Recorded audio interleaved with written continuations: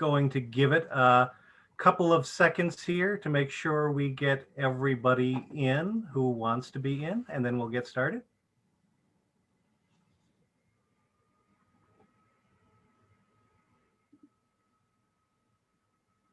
Hello and good evening to those of you joining our Hamilton Hangout. As I said, I'm just going to give it another couple of seconds here, let a few more people come in, and then we'll get things started.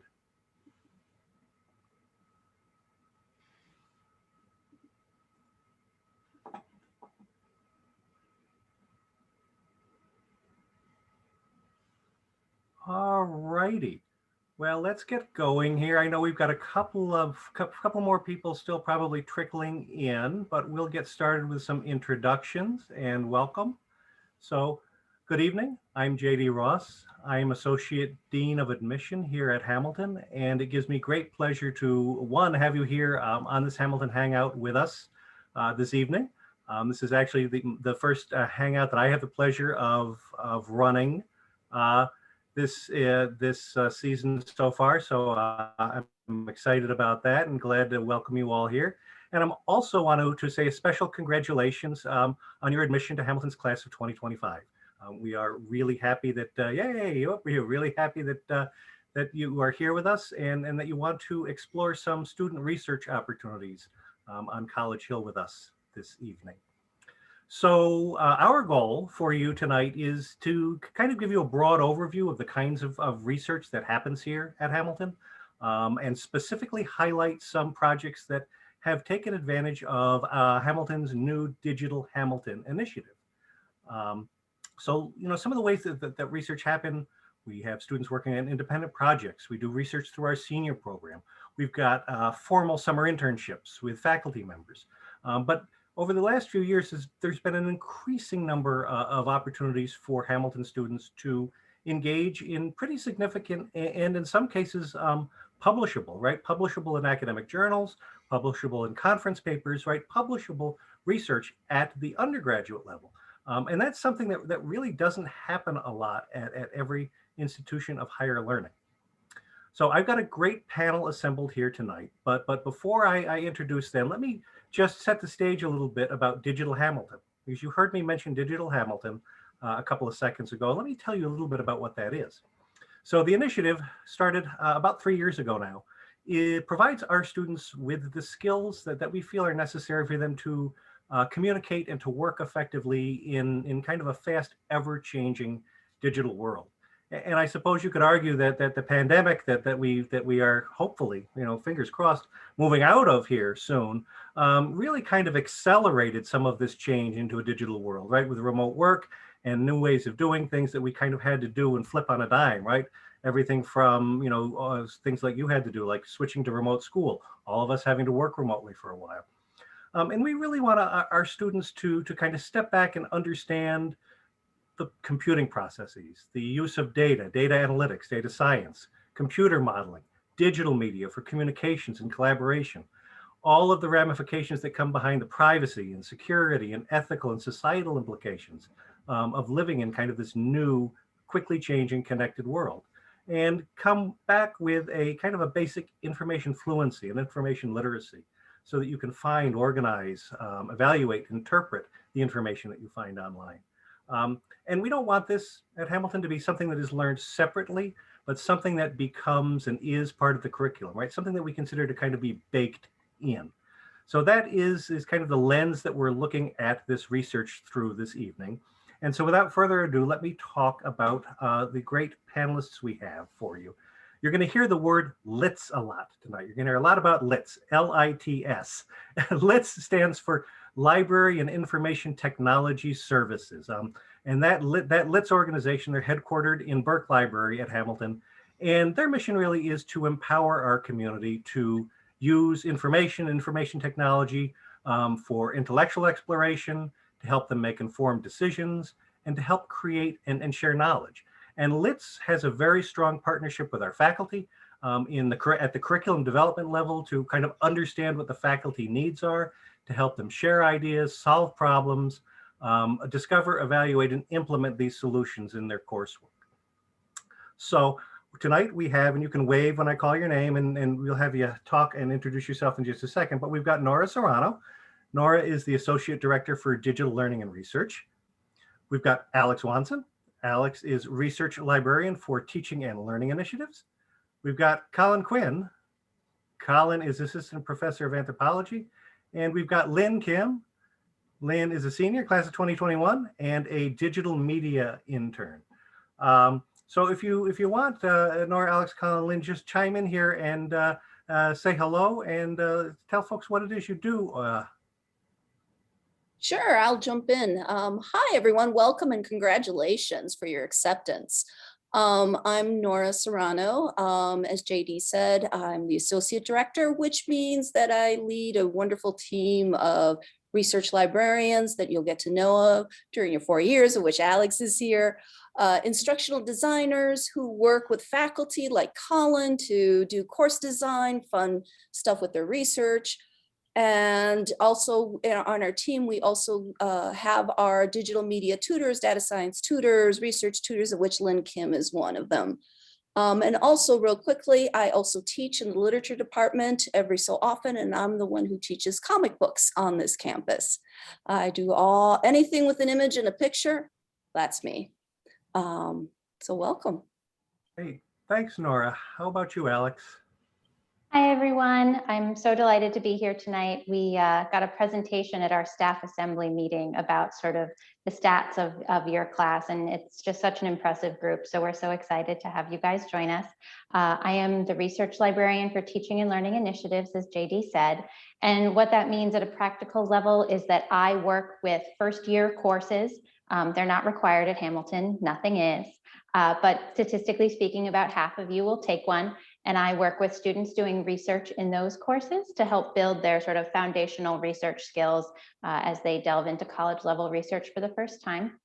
And I also work as the coordinator on our student tutor leadership team.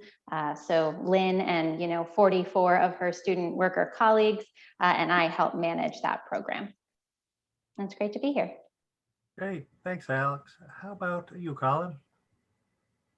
Hi, everyone. Again, congratulations on your acceptance here at Hamilton. We hope that you will join us next fall. I'm an assistant professor of anthropology, and I actually specialize in archaeology. I'm coming to you from the Science Center in one of our archaeology labs. On this shoulder is a portable X-ray fluorescence machine, and same thing on the other side here. So kind of in the space where we're doing a lot of our kind of scientific research in this program. My research, I do my research and my teaching kind of focus on understanding the origins of social inequality, tracing it back over the last 5,000 years, how people have kind of created institutions of inequality and power differences. So yeah, I'm excited to hear from you guys and chat more about the connections that we make with LITS and other programs on campus. Thanks, Colin, and we will dive into some of Colin's research here in a few minutes. And last but not least, Lynn. Hi, welcome everyone. Yeah, congrats and thanks for being here. It's super exciting. My name is Lynn. I'm a senior. I'm a creative writing major on campus, and I'm a digital media intern. So yeah, a little bit about that is I am based in the Burke Library and also in the Kennedy Theater Art Center in our digital arts lab. So I do everything from like loaning out cameras and like video equipment, things like that, to supporting different classes and students in various different project area, whatever skill that they need, whether it's like Photoshop or printing, design, things like that. So all kinds of stuff. Yeah. Thanks, Lynn. And I do also have to give a shout out to my two colleagues who you do not see on the screen with us today, but who are working in the background to help keep things running. We've got Dean of Admission Peaches Valdez, and we've got a Senior Associate Dean of Admission Brenna May, and they will also be helping to respond to some of your questions, bringing some of your questions up to the panel. And I thank them for being here tonight to help us with that. So let's get started by showing a quick video that I think does a pretty good job of illustrating the research and discovery work happening, and some of the specific tools and technologies that we use. We would love to be able to kind of walk you through Burke Library and show you what's going on there, but obviously kind of given the restrictions on travel, that wasn't possible this year. So I think that this video does probably the next best thing. And so if you've got some questions you want to start thinking about as you see the video, type them in, and Brenna and Peaches will start to answer them. And you're going to see some familiar faces in this video too. So let's see that first video, Brenna. Hey everyone, my name is Lynn. I'm a senior creative writing major and I work as a digital media intern on campus. Today we're here at the Burke Library where students not only check out books and do their homework, but also have access to a ton of research and design opportunities. We've got the research tutors, we've got the data science tutors, we've got the digital media tutors. They provide a lot of peer-to-peer support across all kinds of disciplines. So it's where a lot of things really come together. So I'm really excited to share with you all the stuff we've got in here. So let's get started. Hey Kayla, how's it going? Hey Lynn, what's going on? So tell me what we got here. So this is the 3D printing station. We have 2 3D printers, and here students can use this for coursework and for research projects. We use software like Tinkercad to create 3D models. My last project that I just finished is this Kirkland College seal. It's beautiful.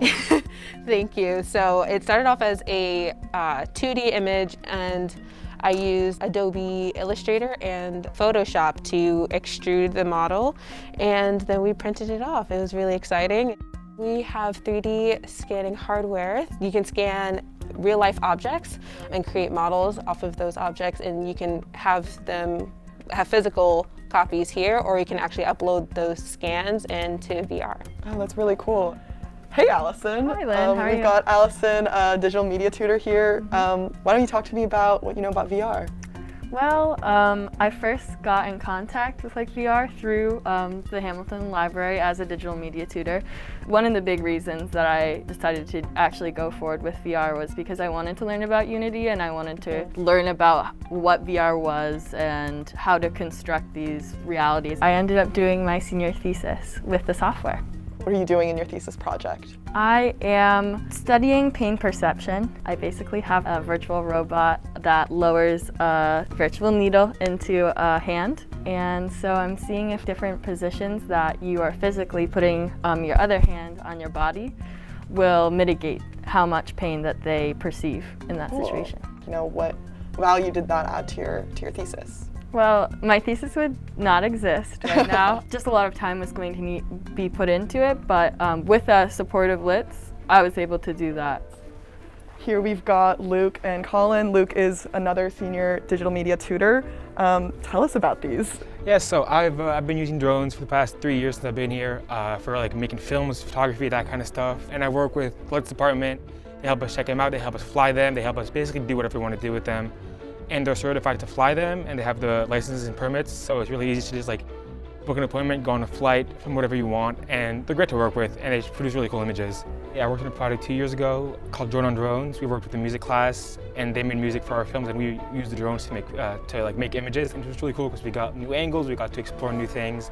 I saw the campus from the sky, which I'd never seen before. It was just cool to see like that different perspective that we never really get to see. I ideally want to go into commercial video, like filmmaking, and like learning how to use drones here definitely is going to help with that because drones are bigger and bigger in the market these days. So just knowing how a drone works and like working on knowing how one flies is helpful for the future for those kind of jobs. Hi Colin, so you're in the archaeology department. Tell me about how you use drones in that kind of work.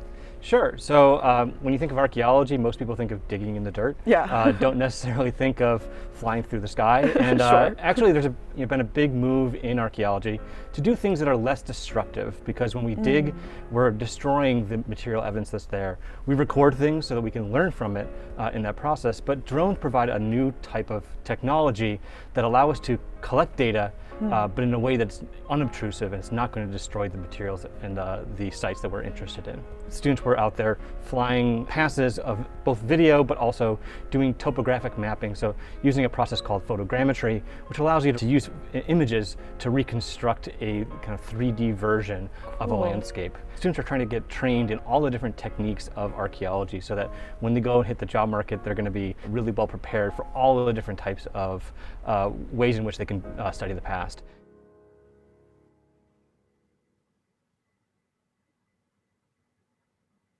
All right. Thank you, Brenna, for that. So, Colin, we kind of ended there with your kind of that nice panoramic of from a drone of your class doing field work, doing research, assisted by the drones, right, and the mapping technologies that you're working with.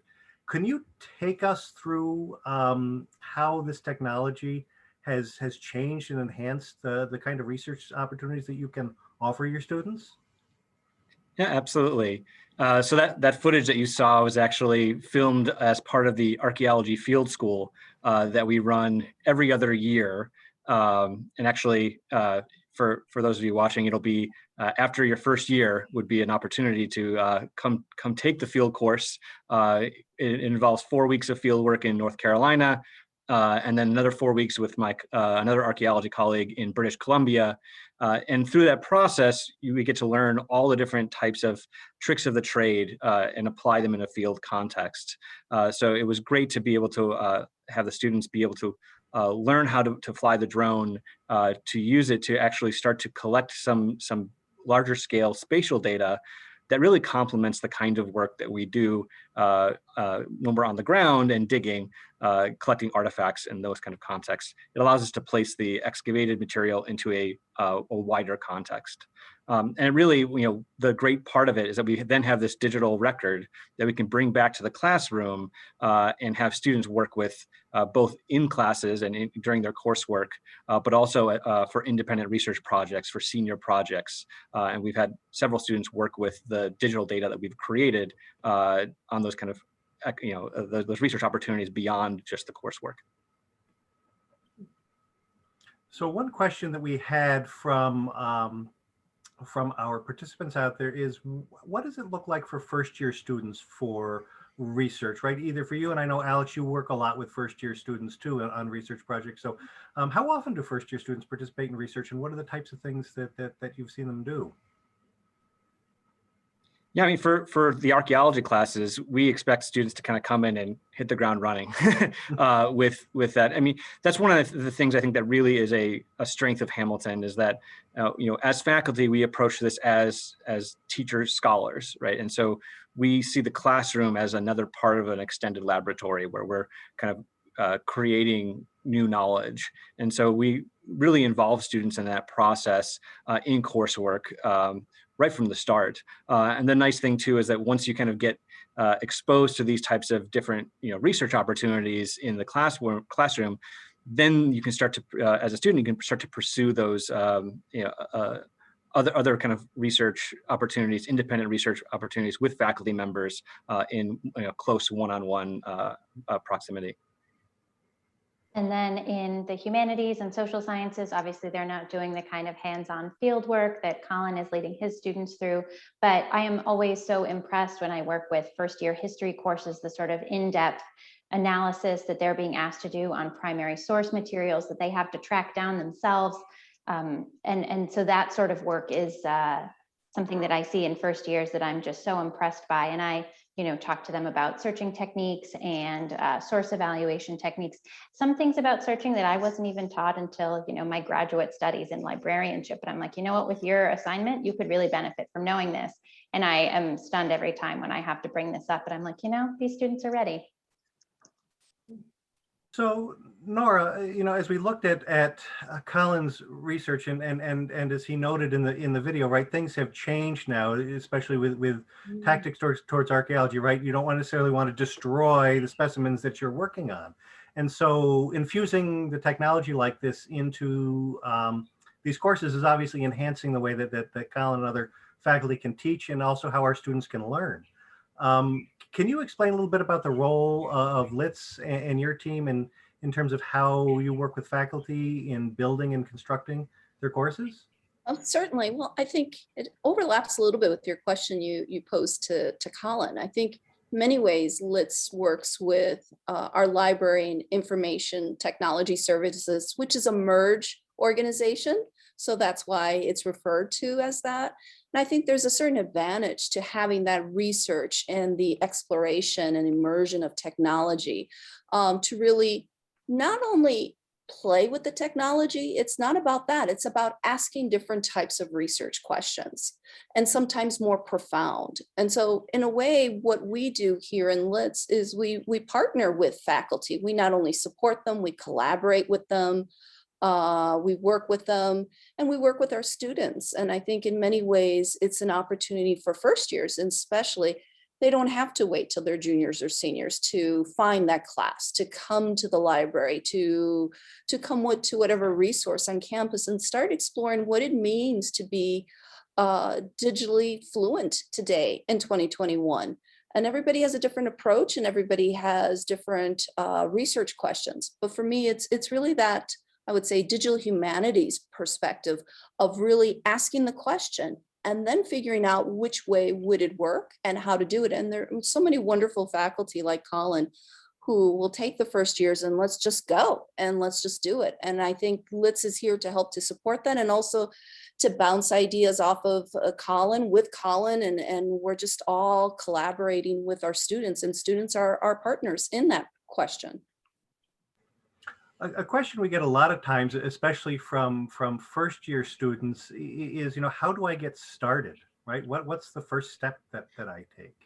Anybody got any advice for what to do if you're interested in research and really don't know what you Oh, I think one way is, obviously all students are assigned an advisor. So always talk to your advisor until you have your advisor when you declare your concentration.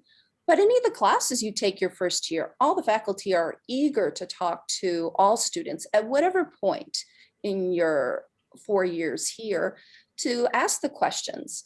Come to the library, go to different places on campus. I think what's so unique is that a lot of this digital exploration and innovation isn't just in the classroom. And I think Colin's class is a demonstration. It's about flipping the classroom in a really creative and explorative way, going somewhere beyond the boundaries. And you bring up a good point there, is the digital focus isn't just limited to the classroom, and really not just limited to academics either. This Digital Hamilton initiative is something that we're trying to weave throughout the Hamilton College experience. I think now might be a good time to show the second video that we have for you that takes a look at a couple of fun examples that kind of push this outside of the classroom setting. We're now going to take a look at a couple examples of how digital learning tools affect different areas of Hamilton. First stop, athletics. Yeah, so tell me about the space and I guess what's new about it that wasn't here last semester. Yeah, so this has been a great asset to our men's and women's golf programs. Will also be a wonderful asset to our physical education programs, right? So we can see all sorts of data, all different swing parameters from the TrackMan, and we can use that data to make swing changes. Normally, we have 2 feet of snow on the ground, can't really get outside, it's 25 out, but been able to come in here with a teammate and really get some good work in where other people don't really have that opportunity up in the Northeast. This is state-of-the-art facility where we can play any course in the world and do anything we want. This partnership between athletics and LITS is going to be very valuable. I'm very fortunate that I'll be able to not only work with just student athletes, but also students across campus who will see the sport from a different angle. The data science is a very important piece in this, and will bring athletes and non-athletes into this space. From golf simulators to the arts, we now go as we travel across campus to the Kennedy Center for Theater and the Studio Arts, home of the Digital Arts Studio. Primarily used for the digital arts program, the studio is open to just about any creative academic need. When COVID hit and we had to change the way that choirs perform, well, that most musicians perform, a lot of people started doing virtual choirs, which are these very familiar blocks of people singing together, and they all record their parts on their own, and then it's mixed together by someone. I got in touch with a company in South Africa, and they had this vision for us to use green screens and superimpose the singers in different contexts. Being new at Hamilton, and I was so happy to learn that we have this wonderful green screen studio. We're very lucky to have an incredible audiovisual services department here at Hamilton. They were able to set up multiple cameras for us, and not only could we use those in the space, but we had support from people in the department. I just felt surrounded by so much knowledge and support the whole time. We hope you've enjoyed seeing some of the opportunities we have here at Hamilton that involve research, the arts, technology, and how all these things can combine. Yeah, thanks for coming along, and I hope you choose Hamilton.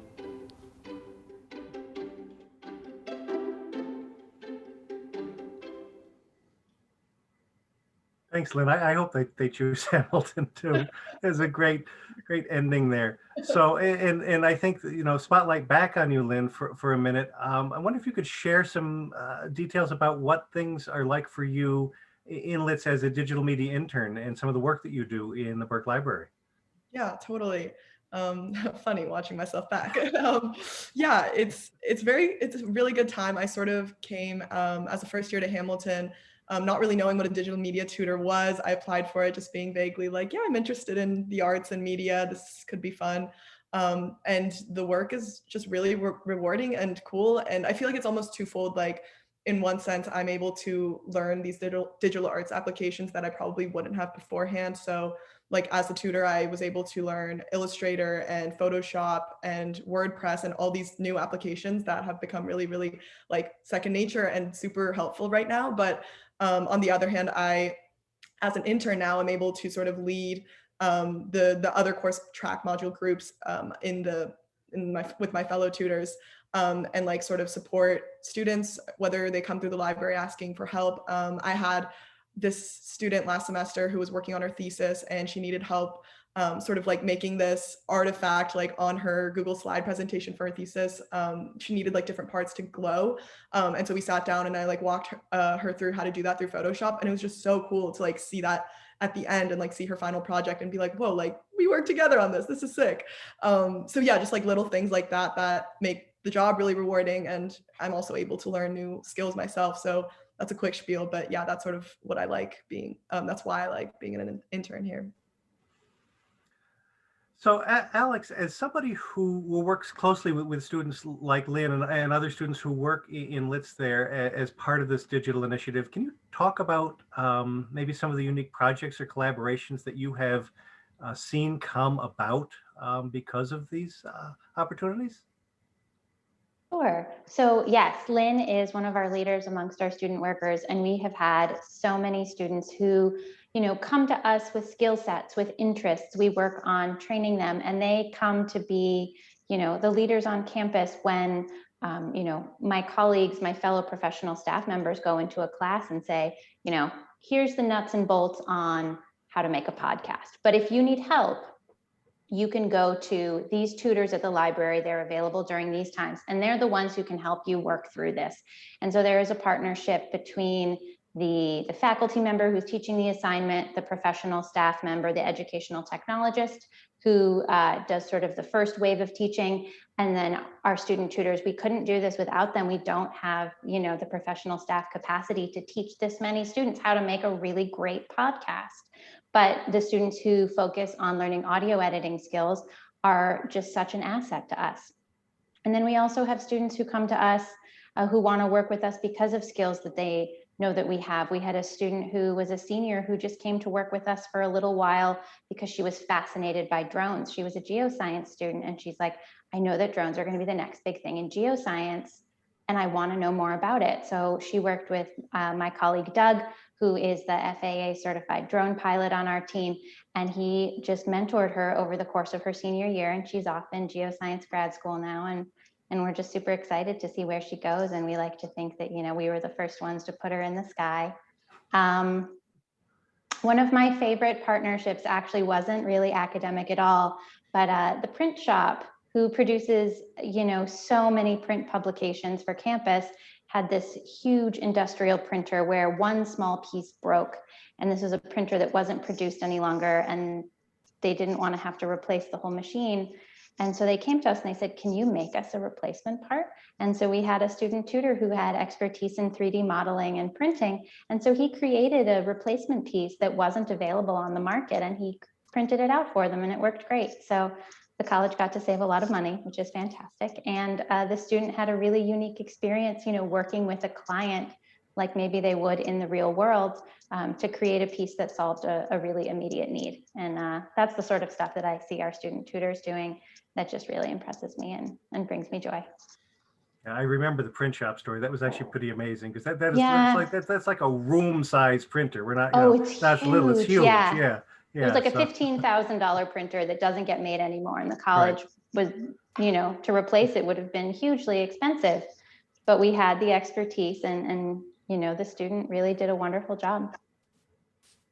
Nora, how about you? Is there any particular collaboration or something that kind of stands out in your mind from the last couple of years as something exemplary? That's a great question. Besides the athletics one that we all saw in the video, I think that's extraordinary. I would say that there are a couple partnerships that are unique. I think one that happened last year, right before COVID exploded, which was smaller scale and didn't get as much recognition because we were all busy doing other things at the end of March. But the Wellen Museum, one of these wonderful places on campus, they had one of their exhibits. Every semester they have extraordinary exhibits. And they were going to show some of the books that special collections here in the library had.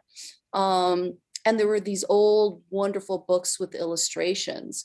And so we're trying to think of a way that was more dynamic to show them so that people could experience them, because, you know, peering over a case of a book. And this is where our students, again, our tutors got involved. What they did was take pages, we had them digitized, we had them scanned, and they learned how to animate them to sort of offer their interpretation to what is going on, you know, how movement is seen in a static image.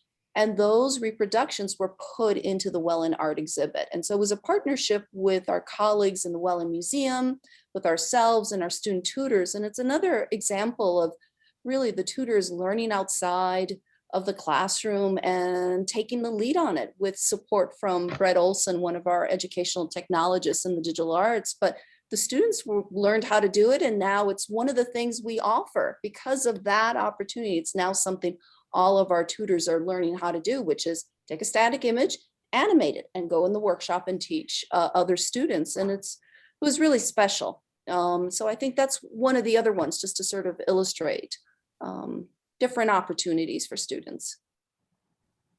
Great examples, yeah. So we got another question here from some of our audience members.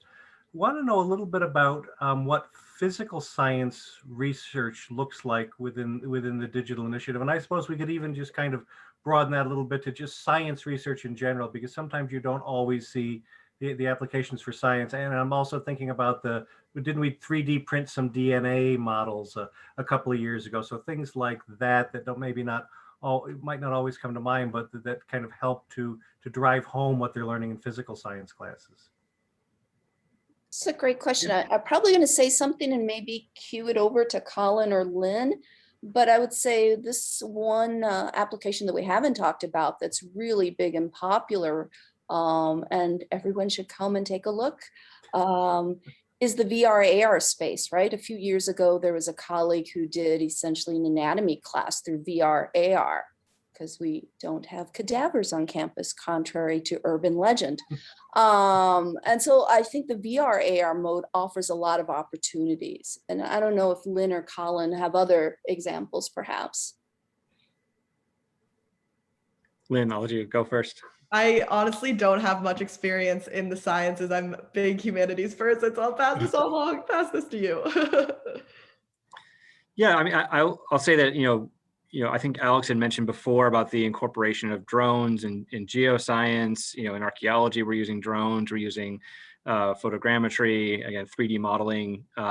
We have a bunch of artifacts in our teaching collection here that we are doing 3D scans of and digitizing so that we can, learn more about the artifacts themselves and be able to manipulate and handle them in a kind of good ethical way.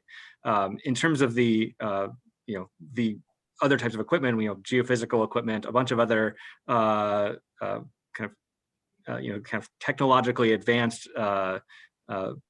instrumentation that we are able to use, and then generating big data sets. And we have a high performance computing cluster on campus that allows us to do really kind of crunching big numbers and working with large data sets in chemistry and biology, ancient DNA work and things like that. So we've got the technological expertise, but I would also say that, coming back to something that I think Nora had mentioned earlier, is this is not just a kind of what are all the toys we can use, but it's kind of how can we deploy them in a liberal arts education and think critically about employ the critical thinking skills and understanding kind of the ethics around it. One potential example of that would be actually going back to the Wellen Museum. The Wellen Museum has these tablets that are from the Palace of Nimrud, and my colleague in archaeology is actually doing 3D scans and photogrammetry to kind of to digitize them, and then working with people in LITS to create a virtual reality space to be able to allow people to experience and understand these artifacts. And what's interesting is that these tablets that we have in our collection here, they actually came from a larger panel that was broken up and shipped to many different colleges and universities and museums and institutions across the United States and the globe. And the 3D modeling gives us an opportunity to reassemble those and to bring them back together and to create this, recreate this assemblage, something we can't actually do physically, but we're able to do it in that virtual reality space. So that allows us to then think about what are the ethics of museums and the other kind of practices that we have that have created our assemblages that we're able to look at. So it's the combination for me. It's the combination of kind of learning the kind of cutting edge skills and expertise that are going to kind of take you forward as you move beyond Hamilton, but also being able to kind of think critically and assess how is this being employed, what are the concerns that we have around this.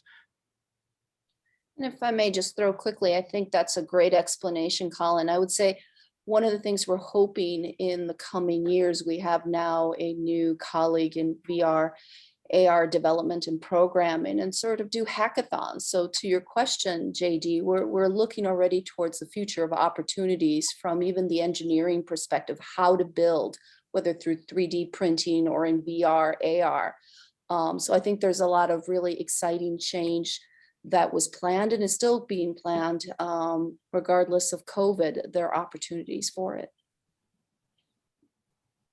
Well, let's see here, another question. And we talked a little bit about some of this. I think Alex may have touched on it a little bit, but maybe we can get some more examples of students who are combining, fairly different areas of study, like art and science in their research. Obviously, liberal arts curriculum and an open curriculum institution, that's not going to be odd, but I think it would be, might be nice to give some examples of things that have stood out to you.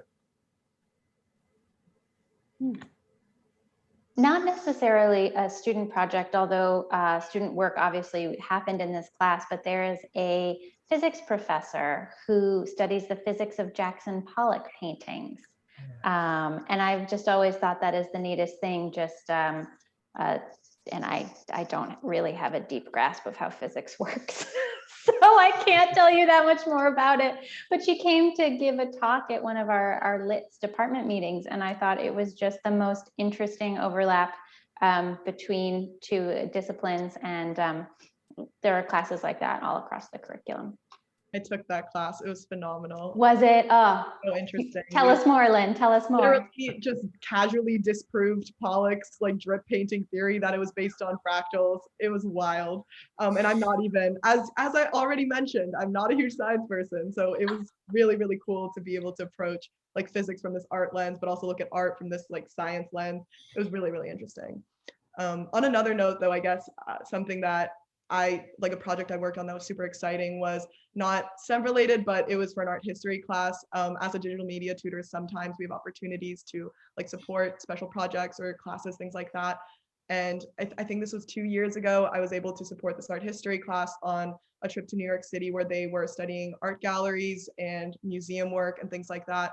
And they needed photographs and videos with like the interviews, they needed all that to be recorded. They wanted all the documents and the artworks that they were looking at filmed and things like that.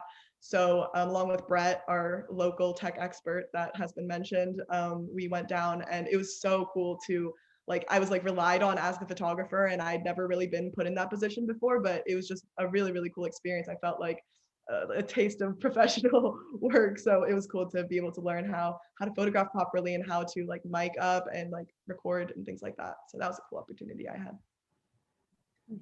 Yeah, we've had a lot of students, taking the opportunity. Both, you have projects themselves that can be both informed by science and art, but we have a lot of students that do double concentrations and things like that. One of the students that graduated last year was a double major in archaeology and creative writing, and actually used this machine here to look at the geochemical sources of stone tools in British Columbia, and then wrote a sci-fi novel about using an archaeologist as the protagonist in that story. So again, there are all these different types of connections that you can make, and that's the great thing about the open curriculum is it allows you to find those weird connections that maybe the institution or even your faculty, your members, your advisors would not necessarily kind of see as kind of natural connections. Facts. I've been learning a lot about anatomy in my dance classes, and I've been talking a lot about bones in my poems lately, so can attest.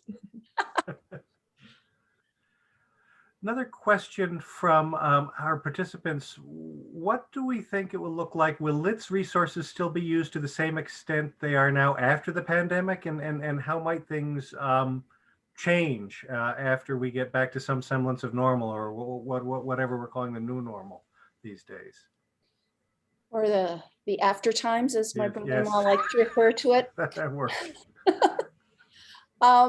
I'll throw in quickly and I'll toss over to others, but our plan is VR, AR. We're working right now to get essentially to purchase and to have, it's essentially a box where you can put the goggles in and clean them. So we're already looking at ways to maintain the hygiene, the social distancing, not at the price of exploration and innovation.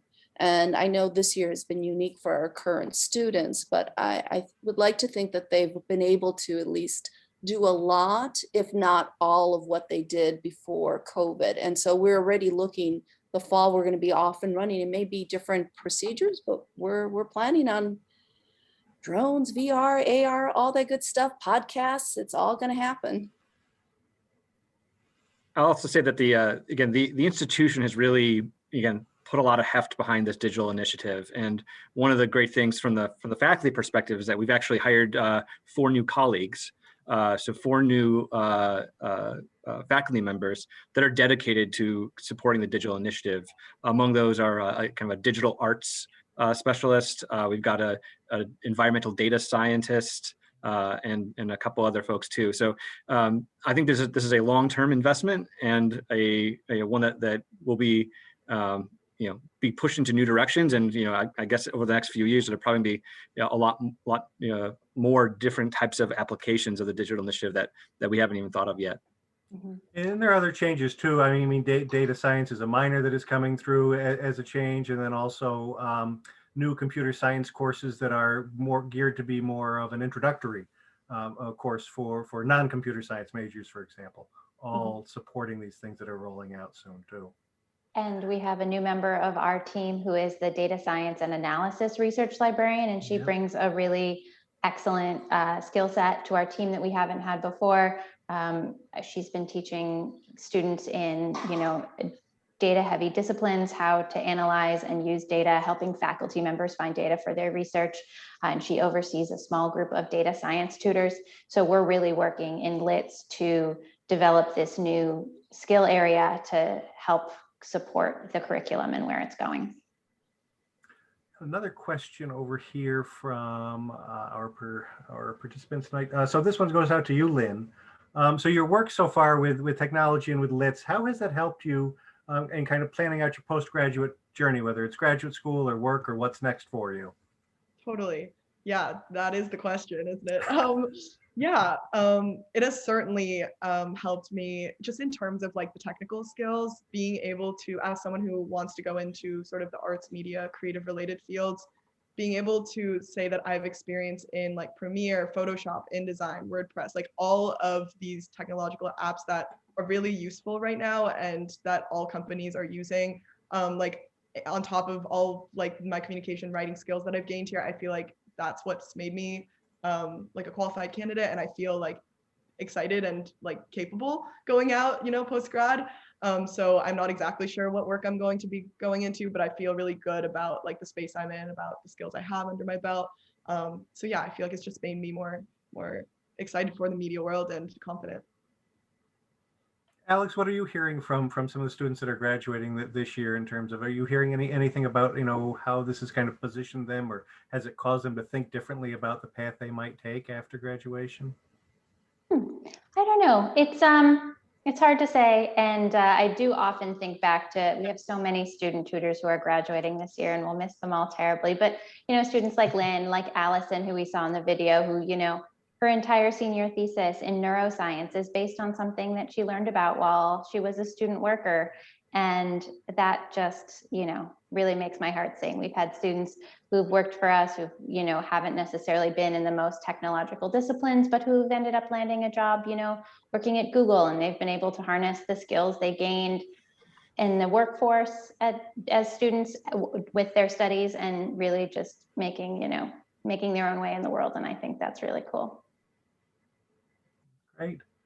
Well, let's see if we have any more questions from our participants. I think I want to do something a little fun here for the last few minutes and play kind of like a lightning round type thing where we do some quick questions.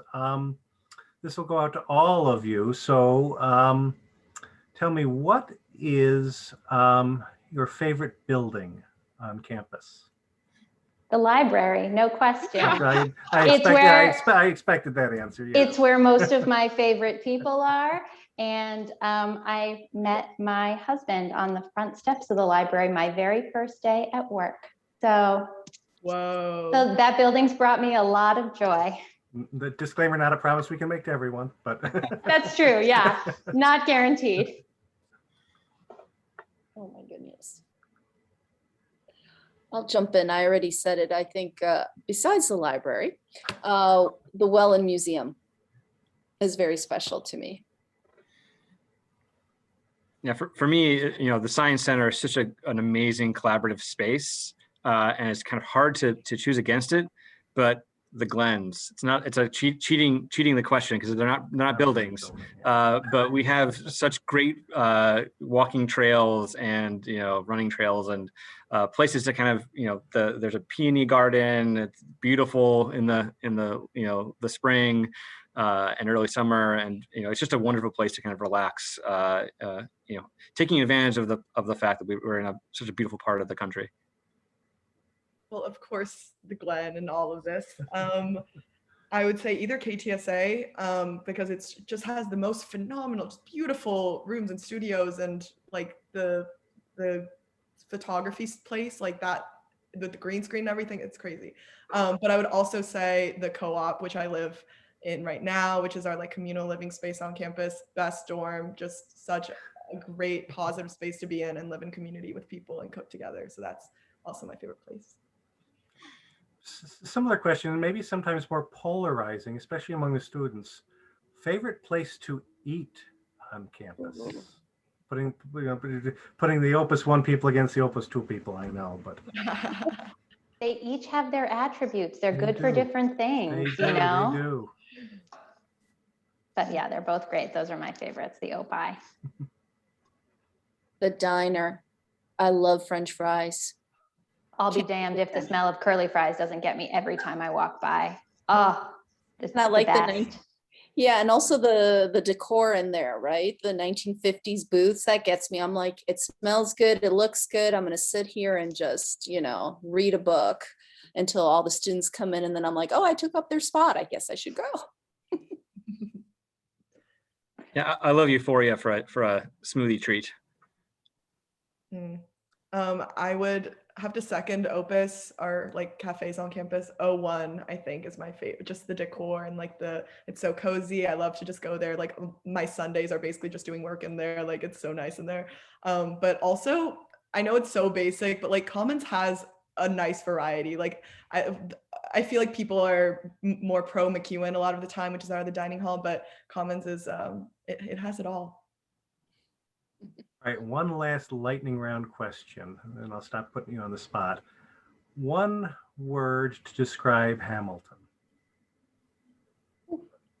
One word.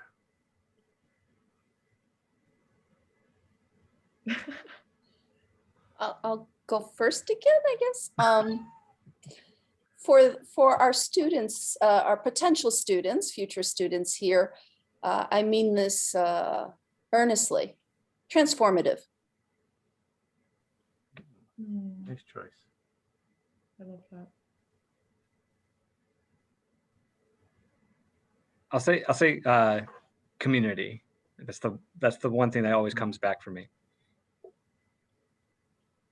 Similar to Nora, I was thinking multifaceted. I'm always learning something new about the students, the college, the people who are here, and it just delights me every time.